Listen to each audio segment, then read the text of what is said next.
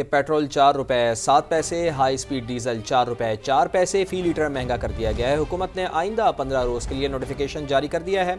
Light diesel और मिट्टी के तेल की कीमतों में कोई रद्दोबदल नहीं किया गया। हुकूमत पेट्रोल और डीजल पर तकरीबन 100 रुपये फी लीटर टैक्स वसूल करती है। इस्लामाबाद से नुमाइंदा खुसूसी शकील अहमद की रिपोर्ट।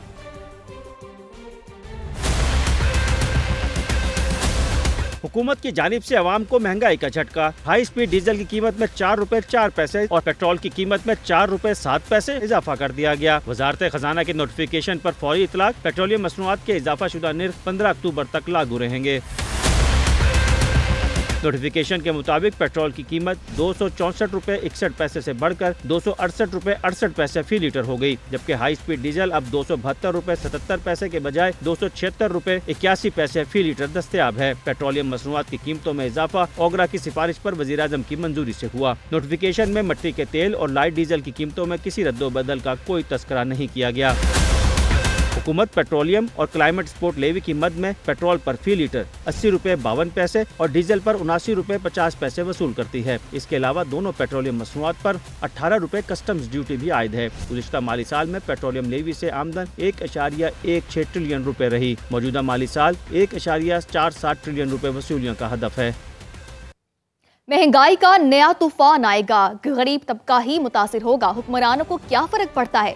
पेट्रोल की कीमतों में इजाफे पर अवाम का शदीद रद्द-ए-अमल, कीमतें फौरी कम करने का मुतालबा कर दिया। बजाय इसके कि वो महंगा खरीदे, जब रशिया सस्ता दे रहा है, ईरान सस्ता दे रहा है, तो उनसे खरीदने के बजाय ये दूसरे लोगों से क्यों खरीदते? 8 आने कम कर देंगे, फिर अगली दफा फिर 4 रुपए बढ़ा देंगे, फिर 8 आने कम कर देंगे, चलता रहेगा। जो गरीब आवाम है सिर्फ उसी को फर्क पड़ता है, अमीरों को कोई फर्क नहीं पड़ता। आवाम निकल के एहतजाज करे, रोड बंद करे महंगाई पर, जब भी तो कुछ होगा, ऐसे तो कुछ भी नहीं होगा। हर चीज़ महंगी हुई जा रहा है और टीवी पे बैठ के कहते हैं कि महंगाई सिंगल डिजिट पे। पेट्रोल महंगा होगा तो हर चीज़ महंगी हो जाएगी। अब दालें भी महंगी हो जाएंगी, आटा भी महंगा हो जाएगा, मज़ीद महंगा हो जाएगा। आमदनी जो है वो वहाँ पे ही है, स्टक है, और बाकी जो है वो महंगाई मज़ीद बढ़ती जा रही है। मैनेज करना बहुत मुश्किल हो गया है। हमारी मजदूरी का भी बहुत मसला है, महंगाई भी बहुत ज़्यादा हो गई है, इससे हमें बहुत नुकसान है। कौम तो अभी सैलाब की तबाहकारियों से बाहर नहीं निकली और हुकूमत ने एक और पेट्रोल पंप गिरा दिया अवाम। पहले मुल्क में इतनी महंगाई चल रही है, हर चीज़ महंगी हुई है, आम आवाम है उसका जीना जो है काफ़ी मुश्किल हो गया है। पेट्रोलियम मसनूआत की कीमतों में इजाफे की वजूहात सामने आ गई हैं। सरकारी दस्तावेज के मुताबिक फ्रेट मार्जिन और कस्टम ड्यूटी में इजाफा वजह बना। दस्तावेज के मुताबिक पेट्रोल पर फी लीटर फ्रेट मार्जिन में 2 रुपए 4 पैसे इजाफा किया गया। कस्टम ड्यूटी को भी 1 रुपए 35 पैसे फी लीटर बढ़ाया गया।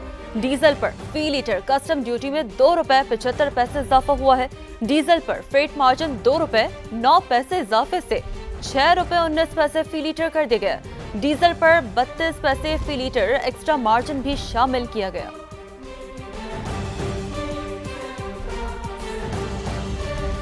फ़लस्तीन से मुताल्लिक़ पाकिस्तान की पॉलिसी तब्दील नहीं हुई। नायब वज़ीर आज़म इसहाक़ डार ने वाज़ेह कर दिया है। कहा, यकीन दहानी कराई गई है कि हमास भी आमन मंसूबे को कबूल कर लेगी। गज़ा की टेक्नोक्रेट हुकूमत में फ़लस्तीनी शामिल होंगे। पाकिस्तान से कितने अफराद शामिल होंगे इसका फ़ैसला लीडरशिप करेगी। बेसिकली द आइडिया है कि वहाँ एक पैलेस्टीनियन की टेक्नोक्रेट इंडिपेंडेंट गवर्नमेंट होगी। तो ग्राउंड पे जो डील करेंगे वो पैलेस्टीनियन लॉ एनफोर्सिंग एजेंसीज होंगी। ये काम अल्लाह ताला ने उन 8 ममालिक में जिनसे लिया उसमें पाकिस्तान भी शामिल है। We did our best to do whatever 8 countries could do, their leadership and the foreign ministers. ये 8 मुल्कों की कमिटमेंट है, ये मेरी अकेले की नहीं है या प्राइम मिनिस्टर शहबाज शरीफ की नहीं है, ये 8 मुल्कों की कमिटमेंट है, ये 8 मुल्कों की जॉइंट स्टेटमेंट है। ये लीडरशिप लेवल की ये मीटिंग जो थी, इसका एक ही एजेंडा था कि किसी तरीके से फौरी सीज फायर के लिए कोशिश की जाए ताकि ये खून बह रहा है हर रोज मासूमों का बंद हो जाए। ह्यूमैनिटेरियन एड जो है उसका जाने का इंतजाम किया जाए बगैर किसी रुकावट के। जो वहां से निकाले जा रहे हैं जबरदस्ती गाजा से, उसको रोका जाए। इंडोनेशिया हैज ऑफर्ड 20,000 अपने पर्सनल, जो उनके law enforcing personal. I am sure Pakistan will also decide, leadership फैसला करेगी। हमास के पास जवाब देने के लिए 3 से 4 दिन है। अमन प्लान मुस्तरद किया तो इसराइल जो चाहे करेगा। अमरीकी सदर की गुफ्तगू, कहा मजीद मुज़ाकरात की गुंजाइश नहीं। हमास अच्छे रवैये का मुजाहरा करते हुए कैदियों को रिहा करे। ट्रंप ने दावा किया कि हमास ने जंग की कीमत अदा कर दी। इसके 25,000 एहलकार जंग में मारे गए। दूसरी जानिब आलमी तंजीमों के मुताबिक इसराइली हमलों में अब तक 65,000 फलस्तीनी शहीद हुए, जिनमें अक्सरियत औरतों और बच्चों समेत आम शहरियों की है।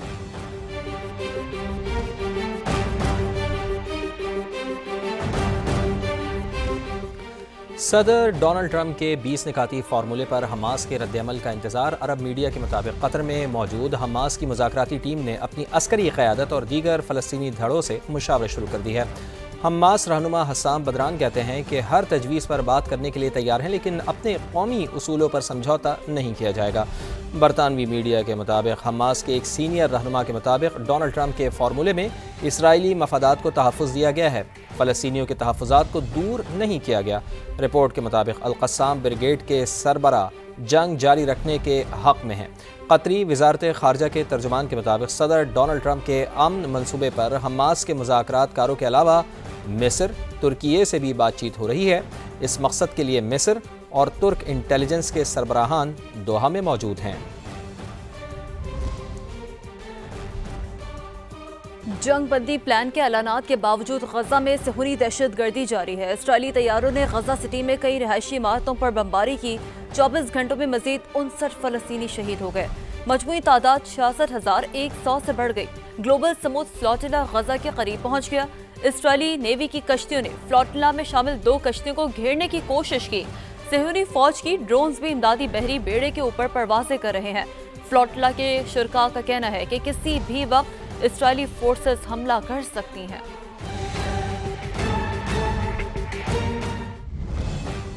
ट्रंप को फील्ड मार्शल आसिम मुनीर का अंदाज भाग गया। अमरीकी फौज के जनरल्स की तकरीब से खिताब में अमरीकी सदर ने आसिम मुनीर को इंतहाई अहम शख्सियत करार दिया।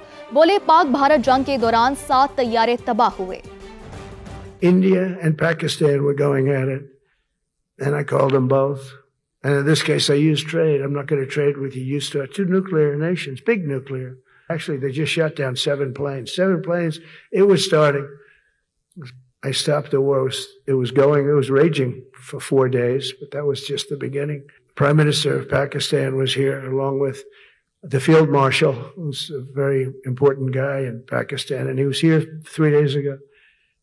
And I didn't even realize it as beautiful as he said it, but he said that to a group of people that were with us, 2 generals, but a group, he said, this man saved millions of lives because he saved the war from going on. And that war was going to get very bad, very, very bad. President Trump saved millions and millions of lives. That was a bad war. And I was very honored. I loved the way he said it. Pakistan का Rohingya मुसलमानों की महफूज वापसी और उन्हें शरीयत देने का मुतालबा। अक़वाम मुत्तहिदा में पाकिस्तान के मुस्तक़िल मंदूब आसिम इफ्तिखार ने आला सतह कॉन्फ्रेंस में खिताब करते हुए कहा कि रोहिंग्या मुसलमानों की हालत ज़ार सबसे संगीन इंसानी बहरान है। वो तवील अरसे से हिजरत और महरूमी की अजियत झेल रहे हैं। मसले के देरपा हल के लिए बहरान की वजूहात को दूर करना होगा। रोहिंग्या मुसलमानों और दीगर अक़लियतों की जल्द वापसी के लिए हालात साजगार बनाए जाएँ। पाकिस्तान म्यांमार में पायदार अमन व इस्तेहकाम के लिए काम करने के लिए तैयार है।